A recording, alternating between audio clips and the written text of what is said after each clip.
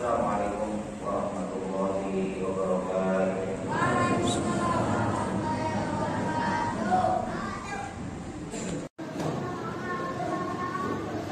Allahu Akbar.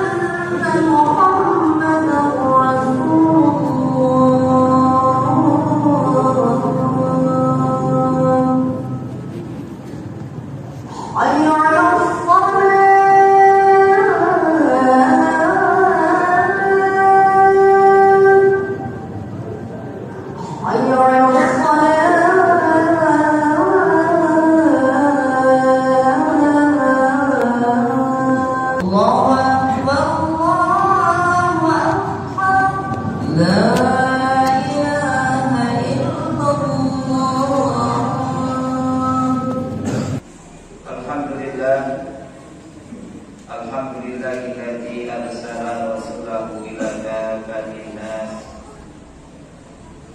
Wassalatu wassalamu ala sayyidina wa habibina wa syafiina wa maulana Muhammad wa ala alihi wa ashabihi wa man tabi'a ila yaumil qiyamah.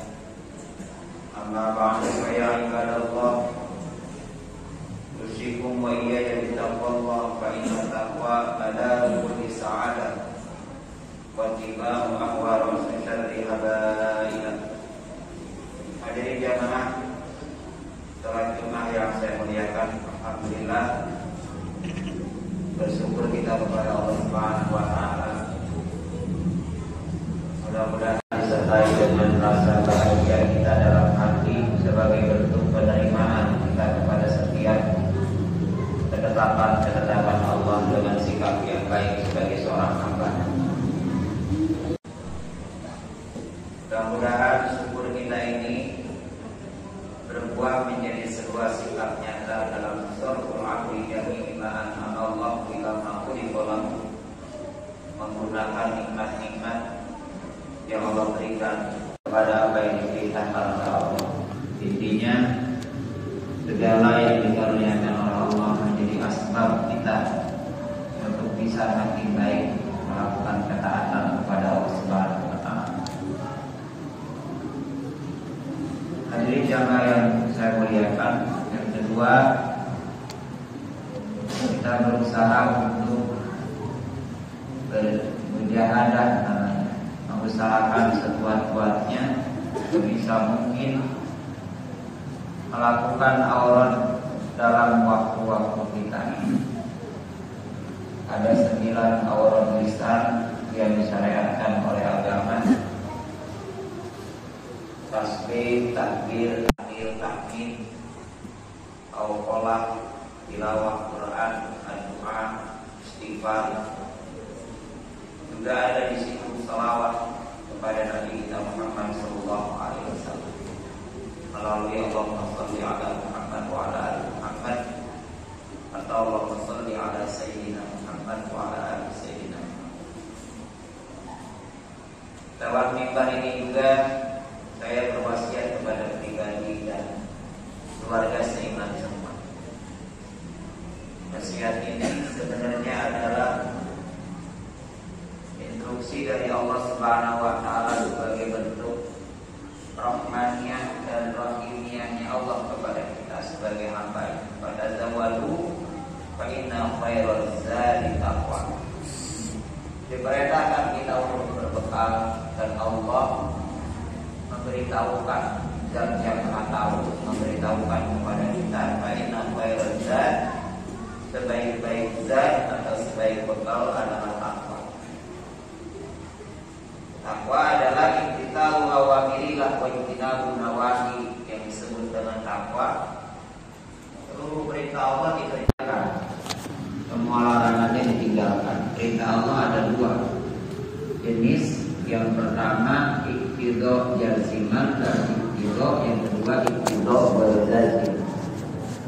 ada perintah yang sifatnya nggak bisa enggak, harus namanya iqtida jazimah, jatuh hukumnya wajib. Ada perintah ghair jazim, bisa sewaktu-waktu lah kita tinggalkan, tapi dua-duanya perintah Allah, baik yang jazim dan ghair jazim. Jatuh hukumnya namanya sunnah. Orang takwa yang wajib, yang sunnah menjadi amalan kesehariannya. Menjauhkan diri dari yang dilarangnya itu juga dua. Ada iqtida jazimah, jatuh hukumnya haram, nggak bisa enggak. Ada iqtida ghair jazim, hukumnya makruh, bisa masih ditawar.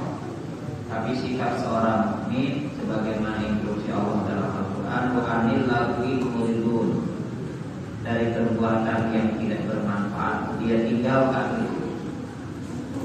Yang tidak bermanfaat seperti mengerjakan barang makruh, tidak ada manfaatnya, mesti ditinggalkan. Dan orang mukmin pasti selalu berpikir bagaimana menjalankan sesuatu yang ada manfaatnya. Sunnah. Jadi sunnah itu manfaatnya besar sekali. Allah menyebutkan dalam hadis qudsi, bahkan berkenan Allah kepada ahli amal sunnah, ahli mengerjakan barang-barang sunnah, hatta akhirnya kata Allah, aku cinta kamu. Doakan saya dan kita semua mudah-mudahan menjadi ahli dalam mengamalkan amal-amal sunnah. Hadirin masyarakat muslimin, jamaah salat Jumat yang saya muliakan. Di kesempatan ini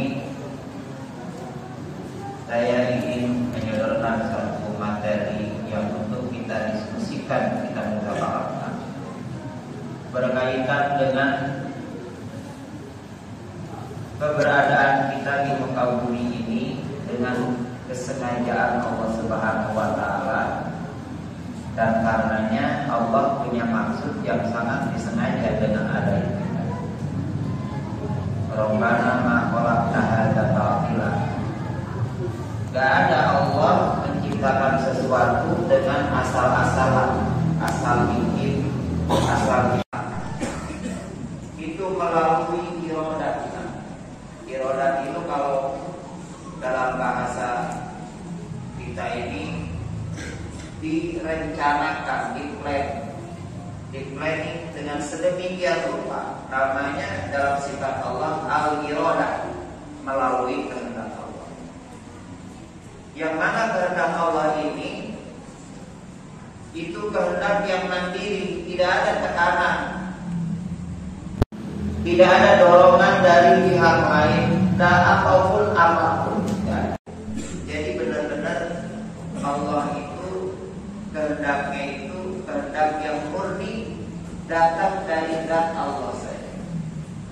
Oleh karenanya Allah memiliki sifat Rahman, sifat Rahim, sifat-sifat kebaikan, sifat-sifat segala bentuk kesempurnaan ada pada Allah. Maka kesimpulannya Allah kalau merencanakan sesuatu berdasarkan sifat-sifat ini. Didasari dari Rahman Allah, didasari dari Rahimnya Allah. Bikin manusia, bikin alam semuanya.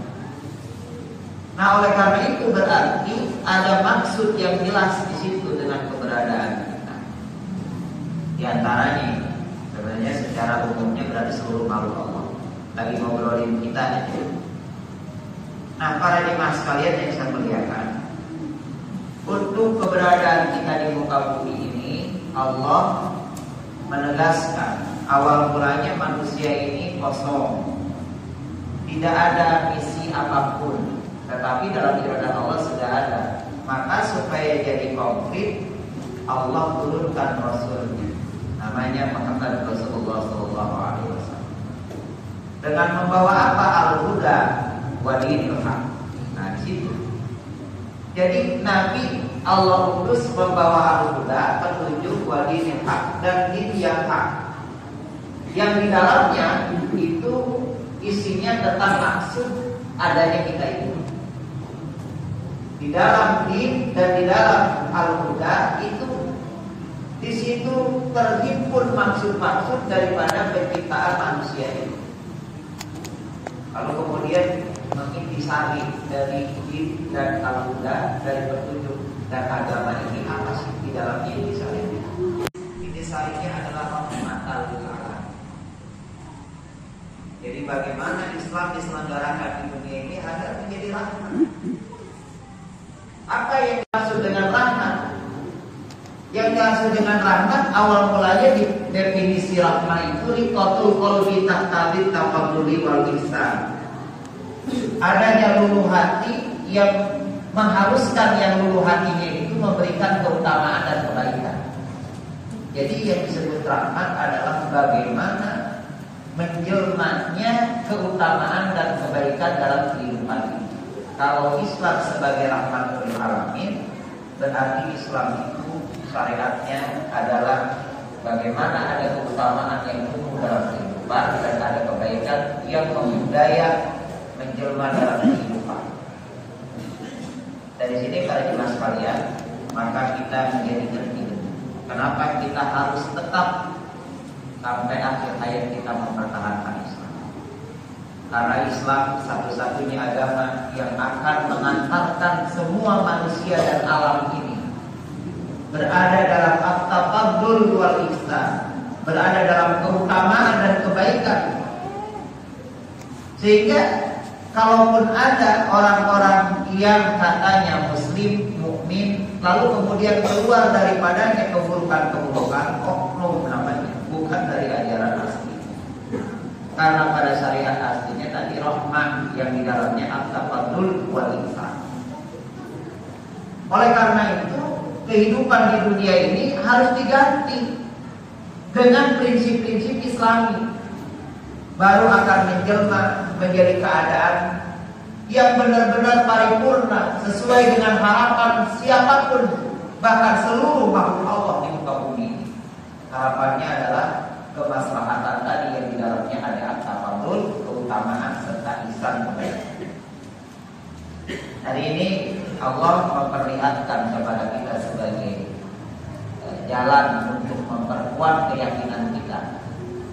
Ketika dunia ini diatur atau ada orang-orang atau sekelompok atau golongan, bahkan yang lebih besarnya lagi negara yang prinsip-prinsipnya bukan Islam, pasti madorot di muka bumi.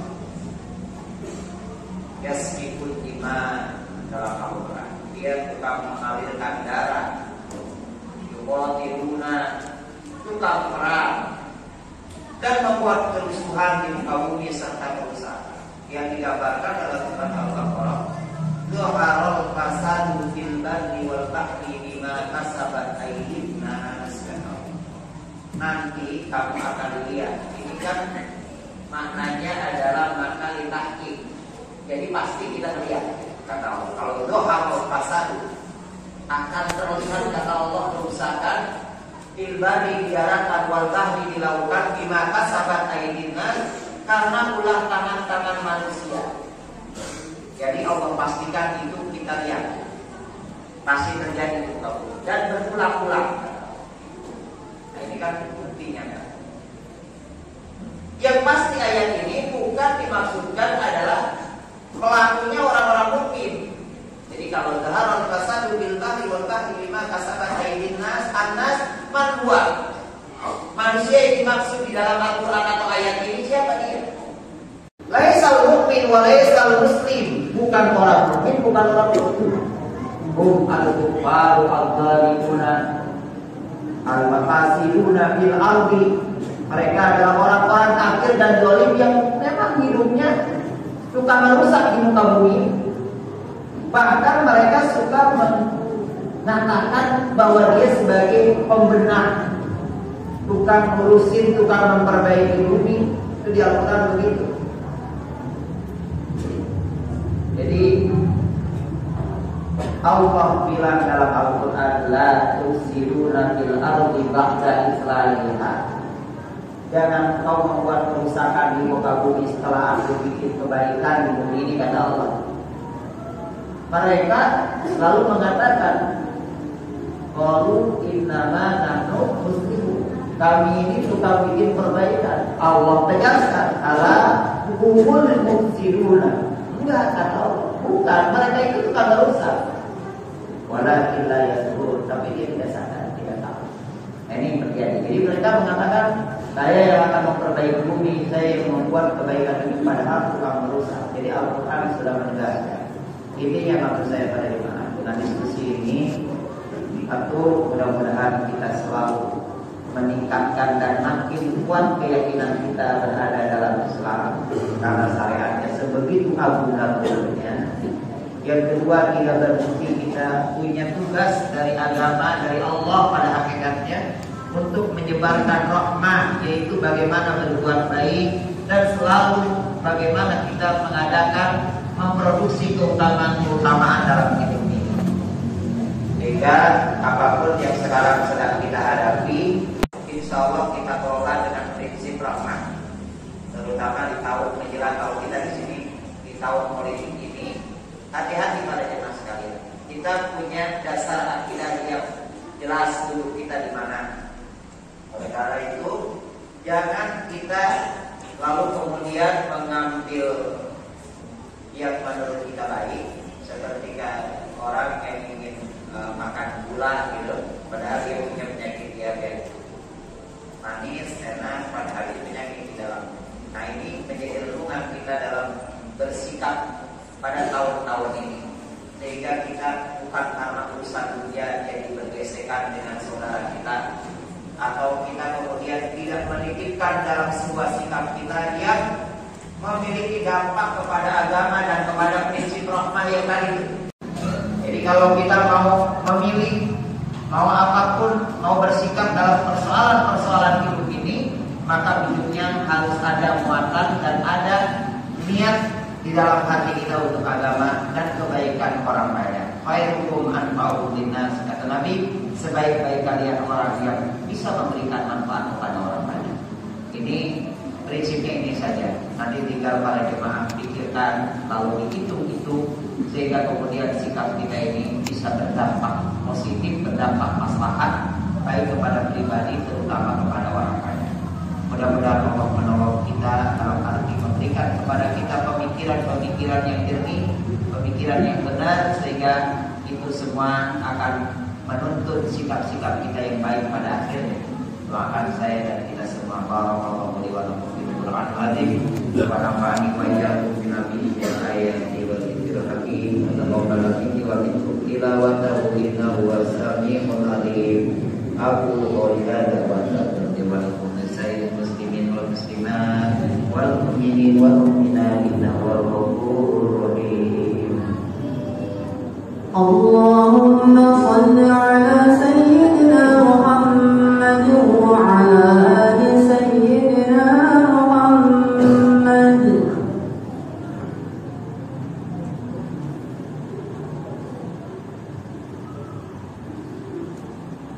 Alhamdulillah, nahmaduhu wa nasta'inuhu wa nastaghfiruhu wa na'udzu billahi min shururi anfusina wa min sayyiati a'malina. May yahdihillahu fala mudilla lahu wa may yudlil fala hadiya lahu.